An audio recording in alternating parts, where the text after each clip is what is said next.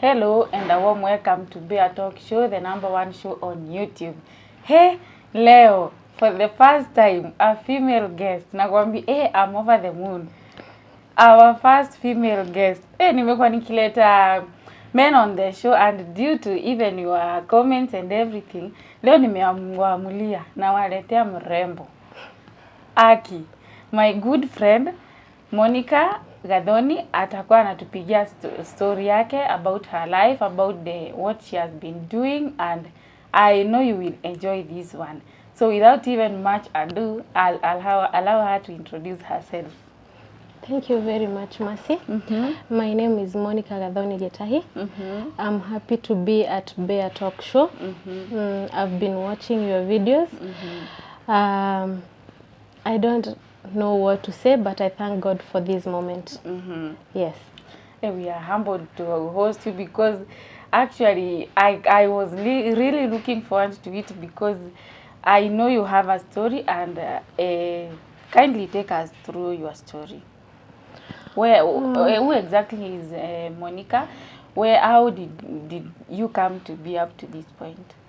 Okay, Monica is a born-again Christian. She was born in Nyeri town. Moved with the family to Nakuru County. Okay. As a young girl. Went through primary school, high school, to the university with God's grace. Up to here, I've seen God's hand. Back then, my life wasn't stable. There were family issues when growing up. You know how families are. Being the firstborn and a firstborn girl, it is a bit tricky. Because you have to lazima uangalie the younger siblings when you are growing up. So in Nakuru nililelewa nikiwa the firstborn. I have other siblings who are, we are 5 in our family. Tulilelewa in a family of 5. My mother being up for us. Okay. But still our dad was there, but it is a wrong story. Okay. Yes. Went through primary school. That was Nkecho Primary School. Went through high school, which was not easy. School fees up and there. Sometimes diseases, because I went through a surgery on my Form 4. When you were in Form 4? Yes, when I was in Form 4, almost doing my KCSE, a week to my KCSE. What do you mean? Yes. Wow. Okay. I had a surgery, a breast surgery, that was fibroadenoma. What? There were fibroids that were growing on my breast, so I had to go through that. Oh, okay. That's new. I don't know much about that because I know fibroids grow within a woman's uterus. That one I didn't know. I'm sorry about that, but it was a success. And okay. It was a success, of which, yes, I did my KCSE. You can imagine having a surgery a week before. I know. A week before your KCSE, and you are expected to perform. Okay. Yes. And also, unajua hizi challenges za kuwa in a day school. Unaenda shule jioni, you are going to fetch water, mara umeenda ku fetch firewood. At times you are going to things around you in a day school. Okay. You have to get to school early. You leave a bit late. So that is how my high school was. Okay. Yeah, being sent home for school fees. At times you stay for a week at home without going to school. Yeah, but we thank God. Okay, so after even kumaliza Form 4, what happened after that? After you were done with your exams? After I was done with my exams, I stayed home for almost 1 year and a half. Okay. Without going to any school, without doing anything. That within 1 year, I did farming, like one acre. Kulima inakutambua.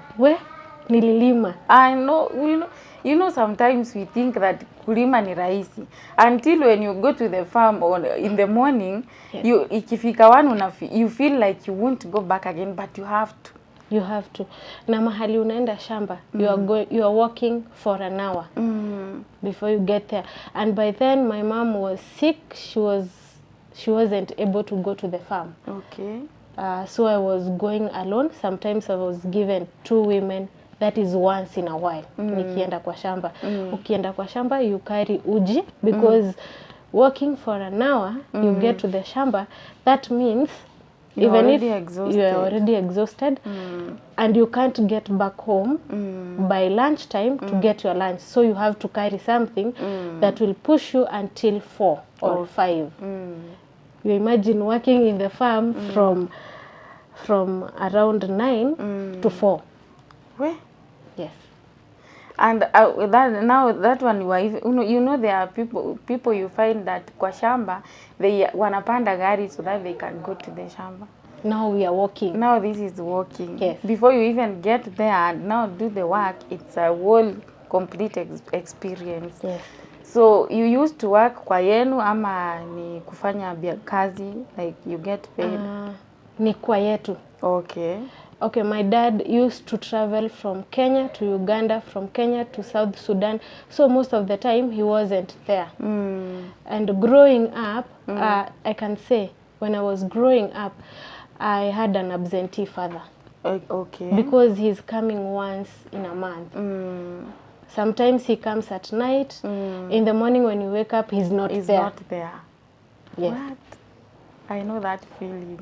So growing up with an absentee father was also a hard time. So at times, because you are not connected, sometimes when he comes, even you can't interact. Exactly. Yes, because you are not used to this person.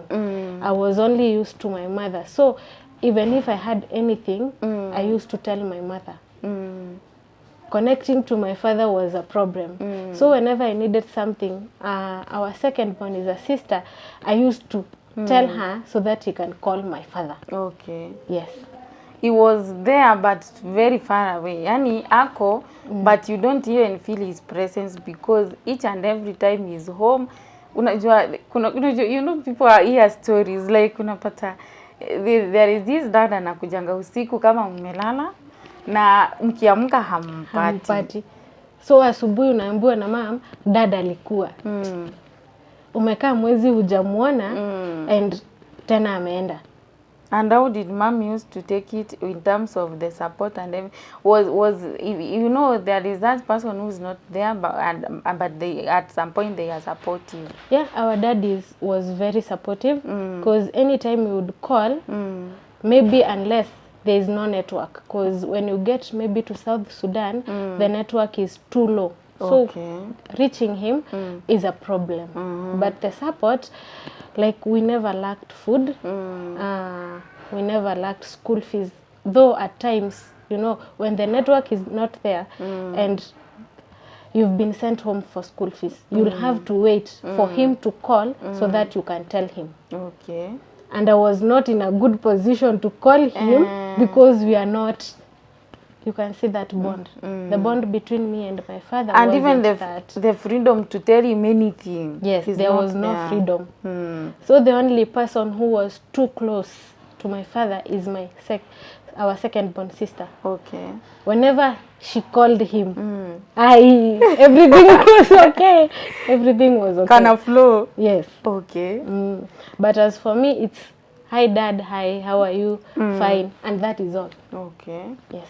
And now when he's not around like that, you see there is that point you feel like, okay, unajua si ati that is not the expectation. Did you feel like it affected you? It really affected me. It really affected me because when you check on other kids around, their fathers are around, and when you learn that most people say that daughters and fathers, they are bond, you know, they always say that sons are for mothers and then daughters are for fathers. So when is there, how ilikuwa aje? It was the vice versa, because me and my mother haungetutoa pamoja. We were like this. But when my father even comes, hata kama ni during the day, I was wishing to go to bed early tusikae na yeye pamoja, because there is no that bond. And when I was growing up, nilikuwa nimeachwa kwa my grandmother kidogo. So even hii ya utotoni, I didn't get it. Yenye alipata, it is only my sister, my second born sister. Au huyo ndio peke yake alipata kuinteract na my father. So coming up to kumzoea, it wasn't easy. So even growing up now, hata kama tuseme the point you went to campus, right? Yes, I went to campus. At what even after going to campus, the relationship was still the same? When I went to campus, I moved from Gilgil to Nairobi. Joined Zitec University. The course I intended to do, I didn't do it. What are you saying? Yes, my dad changed my course. Your desire was to do which course? I desired to do plumbing or building and construction. That is what I wanted to do. But again, he said those are men's courses. What? Yes. To take you back a little, when I was doing the farming from our home, shamba yetu iko karibu na mto. Doing all the same kulima, ilifika mahali tukaanza kulima na maji. So lazima tunge connect maji kwa shamba yetu. Okay. And all this, nilipewa fundi mmoja, mimi nilikuwa mtu wa mkono. Kuconnect maji kutoka kwa mto, kupeleka kwa shamba. So you had to step in and help him mufanye hiyo kazi? Yes, because hata saa hii maji kikosa kupampiwa kwa shamba ama ikose kwenda, they have to call me waniulize. So I was in much of plumbing. Wow. I can do plumbing. Hata saa hii nikitaka kufanya, I can do it with my own knowledge na sio ya kusoma. It is a passion that grew through what you were going through that time? Yes. Okay. Alafu pia kuchota maji tulikuwa tunachota na mitungi mbali. So I was always thinking vile maji inaweza fika kwetu na pipes. So I intended to do building and construction and plumbing. When I came to Nairobi, okay, my dad is a polygamous dad. So alioa the second wife when I was in Form 4. So when I moved from Gilgil, I came to my stepmother. I stayed with my stepmother in Nairobi. Okay. Ndio sasa nikafanya my computer course, then went to Zitec University. When I was going to Zitec, he had to choose a course for me. Okay. Yes. Throughout the course, he paid all the school fees. And you had to plug in and to do it because like yeye ndiye analipa fee. Yes. You can't choose. Sasa hapa una option. It is do it or do it. Yes. Do it or leave it. Or leave it, sorry. Yes. Do it or leave it. So when I was doing diploma in nutrition food science, I wasn't in for that. Okay. But I had to be in because the school fees is being paid and you have to go to school. So that is how I joined university, did my nutrition course. But with time, I grew your passion ya kuifanya. To love it. Yes. Because like, you know, there are times you feel that this is the only option. You have to align with it. Yes. That was the only option. So I had to do it. At times, being with stepmothers is not easy. Okay. Lazima uingie class. Lazima ukitokea ufanye kazi za nyumba. You have to, at times, unaitisha mpaka fare, you are not given. Because ilikuwa imefika mahali. Was it far from school? From campus now? Yes, it was far. Because it is in Mweki. Computing from Mweki to Ruiru. Okay. Lazima ukue na fare. You need to have lunch because sometimes you have 2 classes in the morning, in the afternoon. You have to be there the whole day. Yes. And practicals too.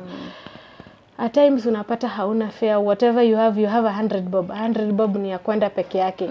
Hujui utarudi aje. By that time, maybe the dad is out of the country.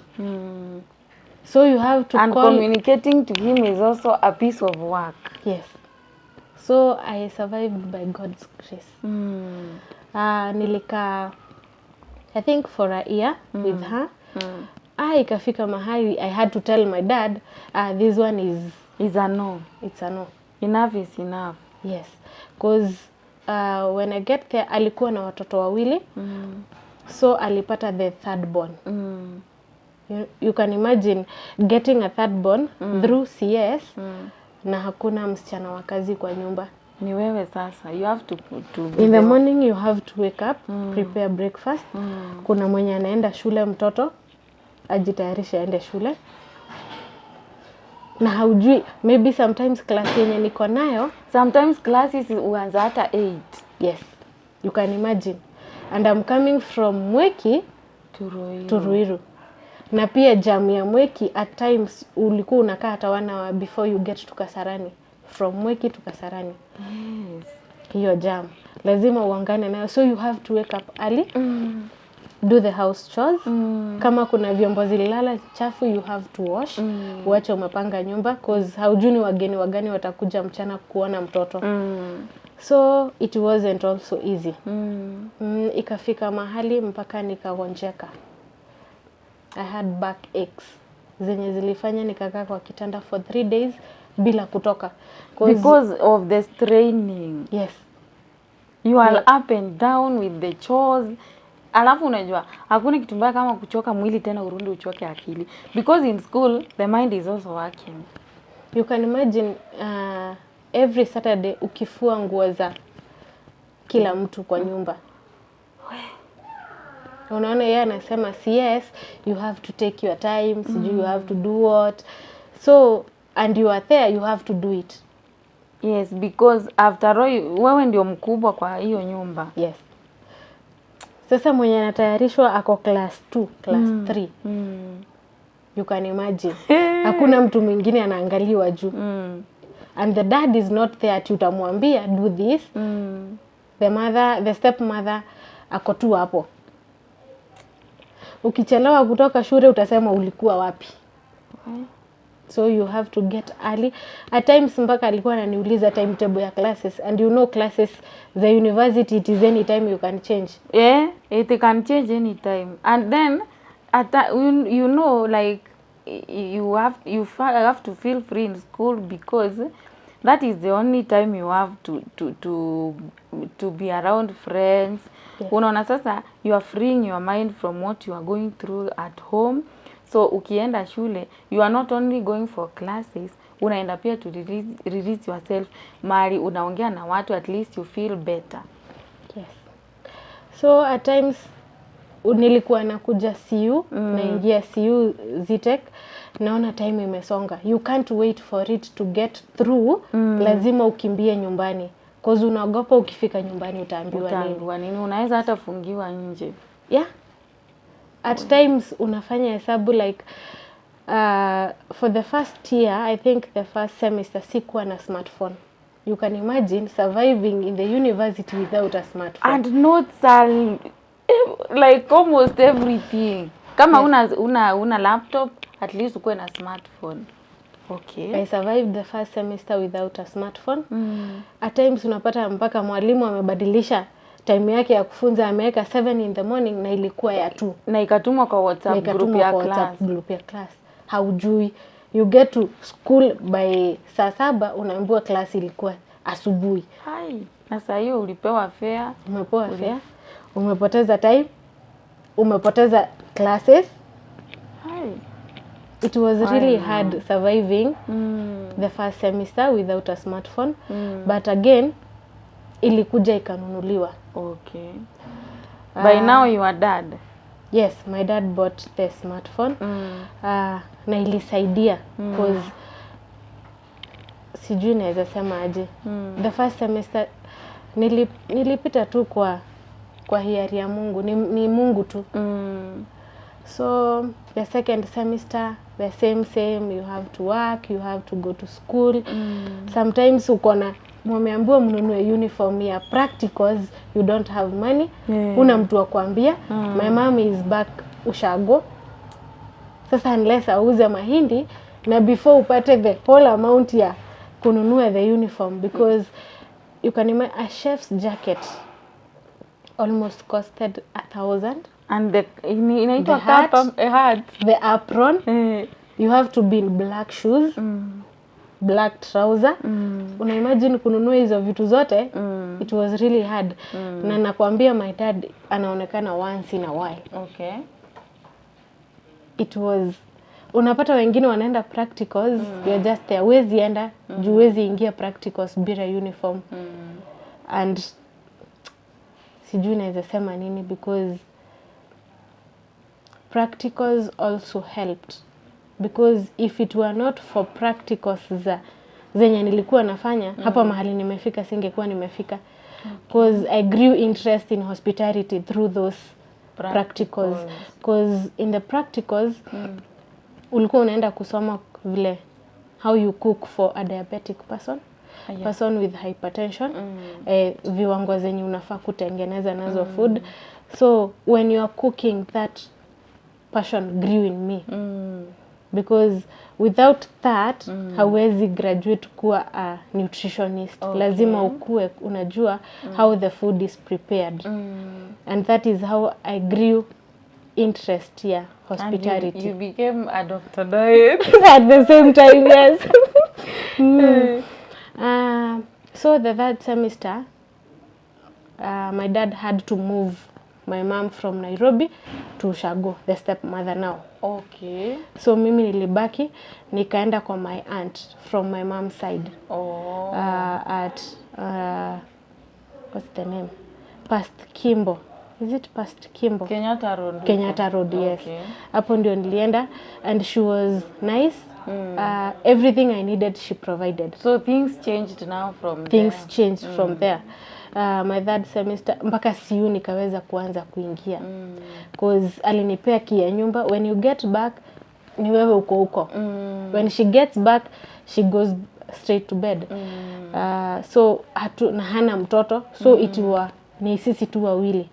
On Saturdays kuna mtu akuja kufua nguo. So at least mind ili settle. Nikaweza kusettle kwa masomo, and also going back to God's ways, because the CU also helped me to grow. Na ilini encourage, you know, when you sit with the people who are talking about God, because yes, nililelewa church. I was chair ready for our youths back then. And then hapo umekuja umeona umekatizwa kwenda kanisa ni once in a while. Hata ukienda unaenda mbio ukirudi. Na ukienda unabebana na watoto. And even engaging na activities ni ngumu. Yes. Hata kuingiana na watu kwa kanisa, you are not getting that time. Because huyu mtoto sijui amekimbia wapi. Huyu mwingine time ya kanisa ikiisha you have to go home. So interacting with other youths sikuwa napata. Okay. Yes. So the third semester ndio sasa nikaanza kuingiana na other young people from the university. Hapa ndio nilipata freedom ya kuingiana mpaka na classmates. Back then sikuwa naweza kuingiana na wao cause kuna activity inafaa ifanyike shule, but I can't be there. Hata nikiingiana nao hatutasaidiana. Unaona? So even in WhatsApp group mimi nilikuwa nasoma, hakuna kitu nasema kwa group. Like but in the third semester at least nilimanage kuingiana na watu, joined CU fully, and life continued. Now from there things changed and ukamaliza sasa. Yes, hadi nikamaliza shule. Things were, tunaweza sema they were smooth. The school fees was being paid. Yes. You are living in a place where you feel free. Yes. And got new friends.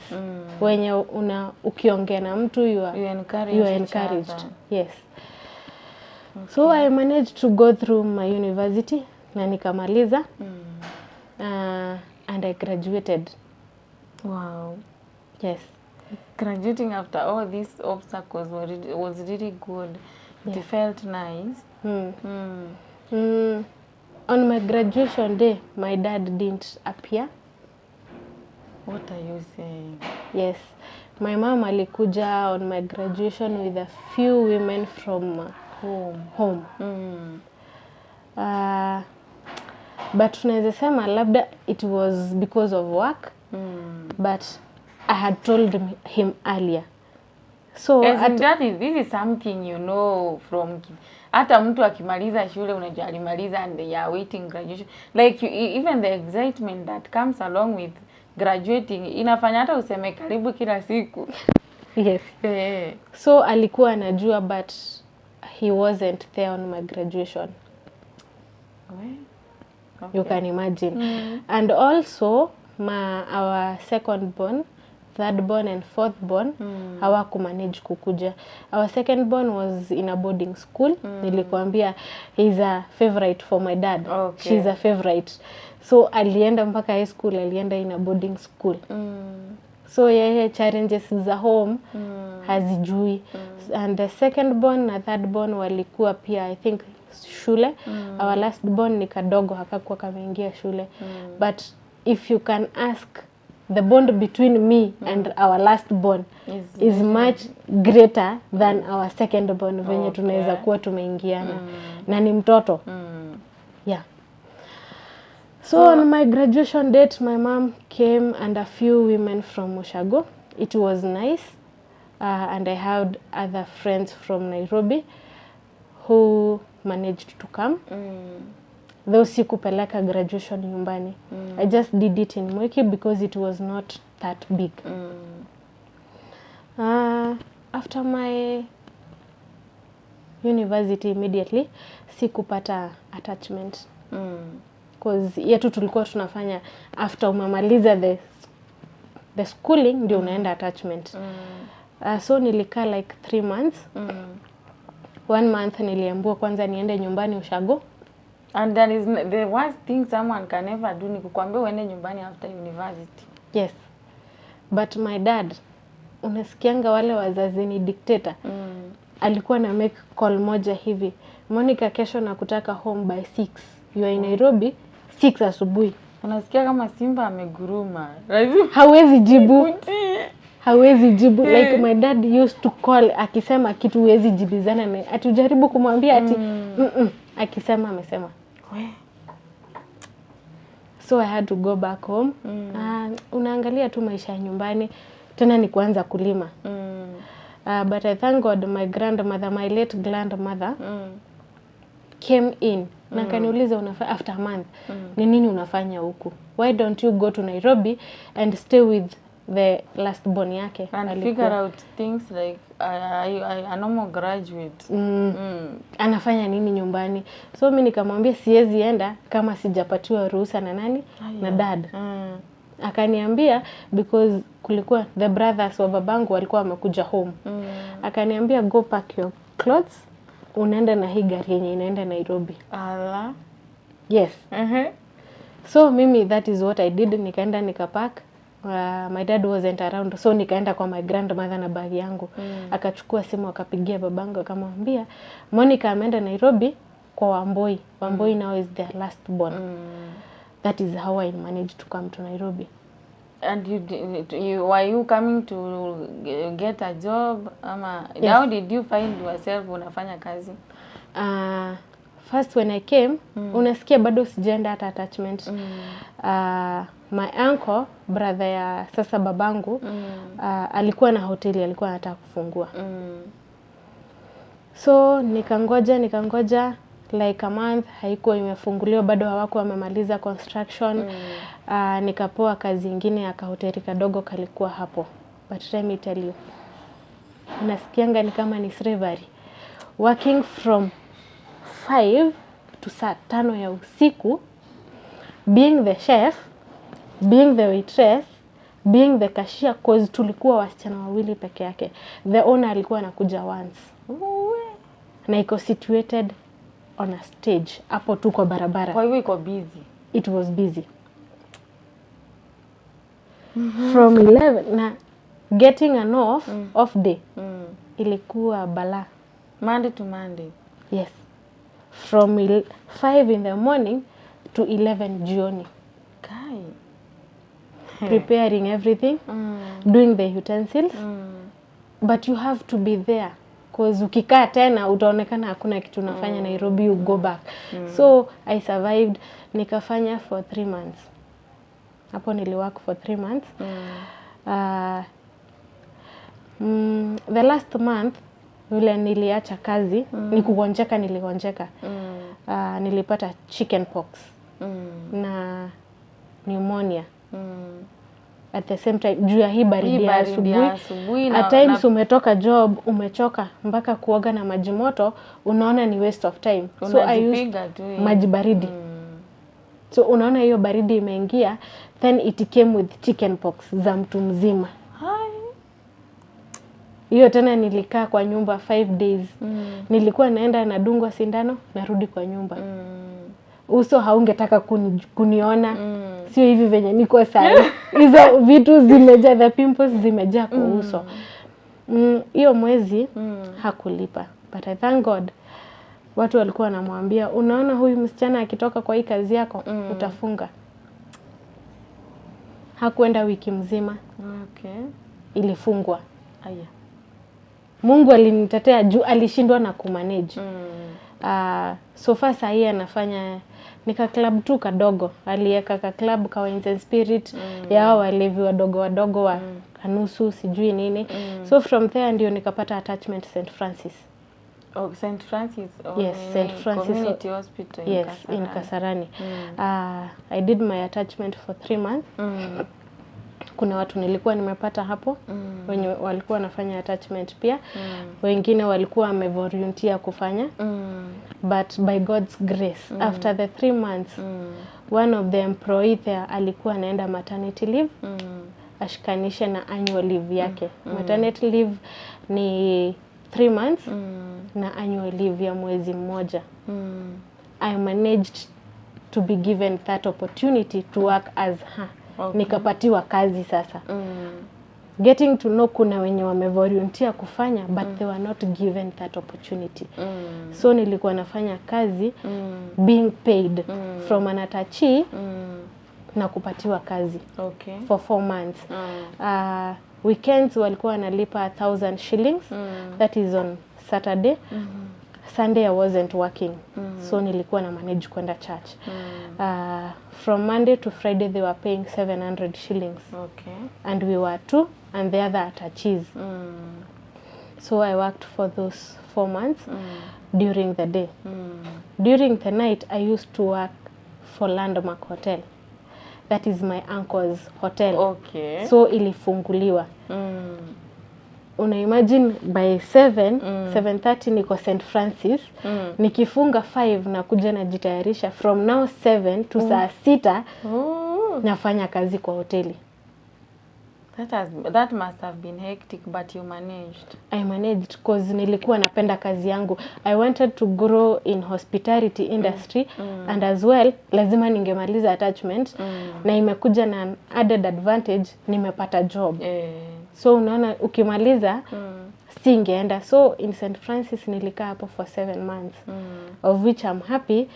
Unajua si mahali popote unaendanga working in a big hospital like that one na umekuwa attachee na umepewa kazi ni kuonyeshana you are a bit sharp na unaweza kuhandle the patients. Exactly. Because also handling the patients is not easy. Una imagine going to a ward like a medical ward, talking to a patient na watu wake, then ukitoka hapo when you are going out, unasikia hiyo nini ya mochari imekuja. The patient is gone. It is your first time in the hospital. Hata hujui utafanya nini. Waki. The patient is gone. Like kuna vile inakuhit. Huyo patient si wenu but unaifeel. Sometimes ukiwa kwa wards from the mortuary unasikia watu wakipiga nduru. but you have to work. I think sijui naweza sema I had favor from God. Cause sijui naweza sema nini. Nilikuwa na hiyo roho ya working in hospital, kwenda kuona wagonjwa, because you have to be there by 8, know in each and every ward patient wenye wako huko, ugonjwa wenye huyo patient ako nayo, ndio wajue what to offer them. Yes. As the meals that you have to offer them. Umeona handwriting ya daktari kwa file? Sinajua.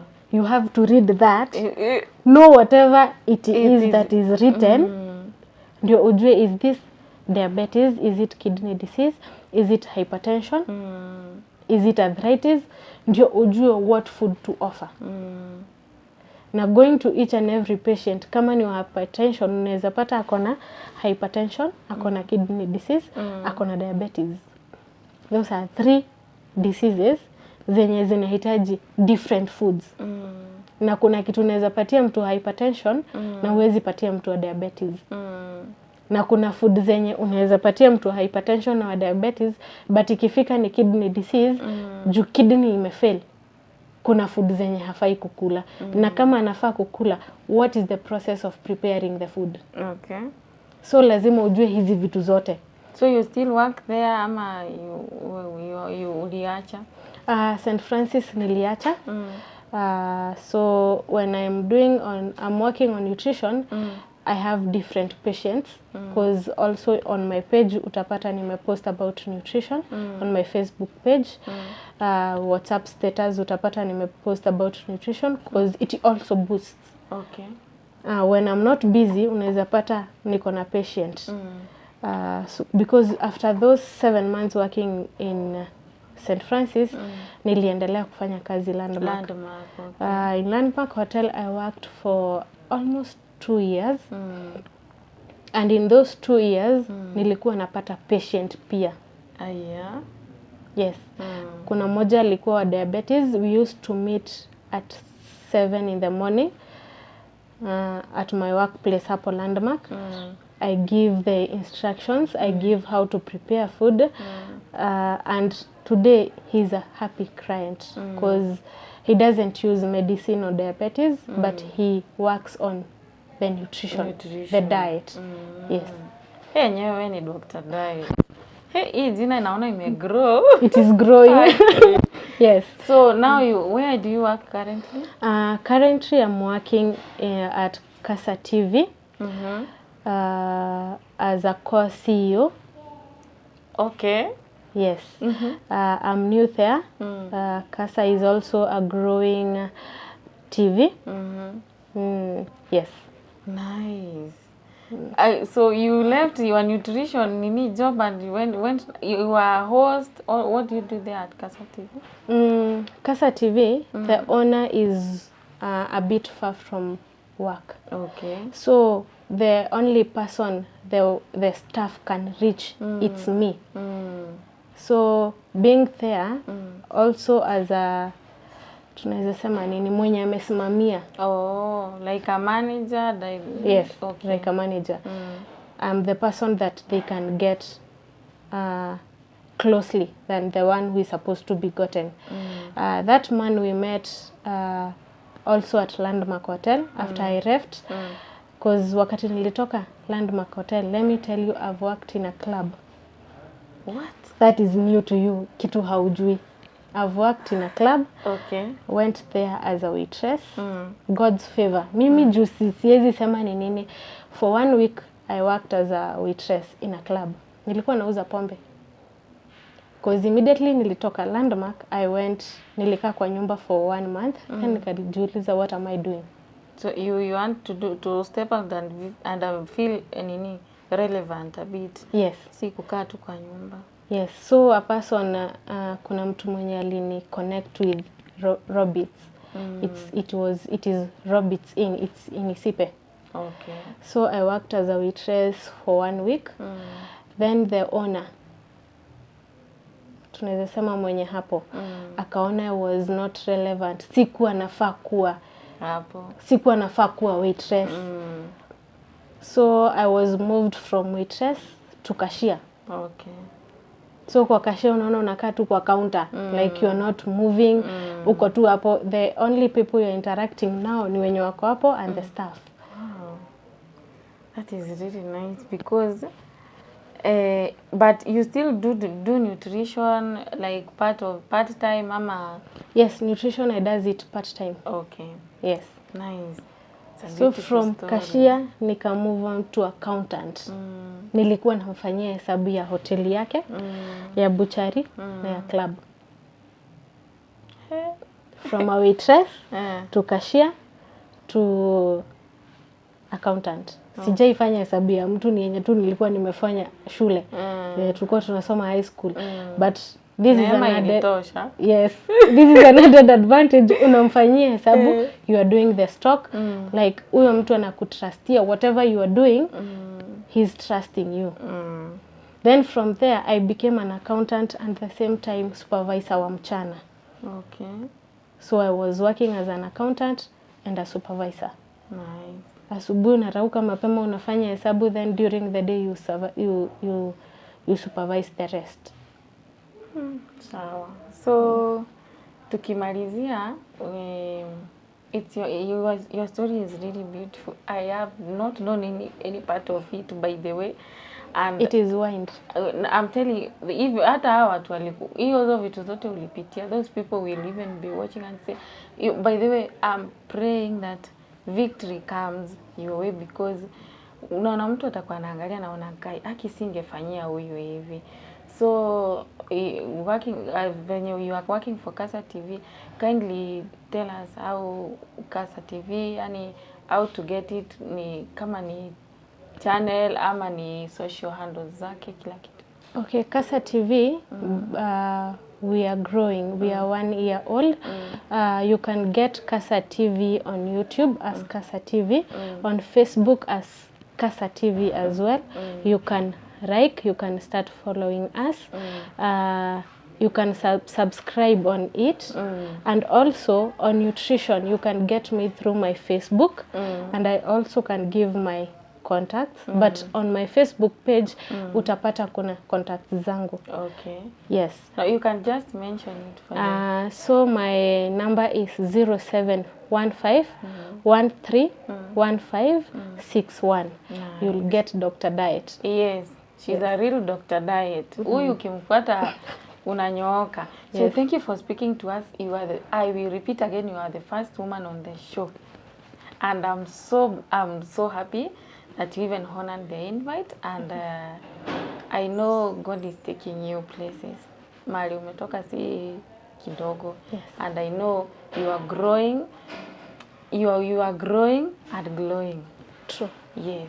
So thank you so much, and Team Bear Talk, tumebakisha kidogo tufike 500 subscribers. Aki tufike tu. So thank you for even being with us. To kifunga, and it even, by the way, I always say that when it comes to unajua victory, no one can deny you victory. True. It can't be denied, because there is a purpose for each and every one of us, and I'm telling you, God will fulfill your purpose in this journey. Thank you so much. So Team Bear Talk, keep subscribing, liking, sharing and commenting, and see you in the next video.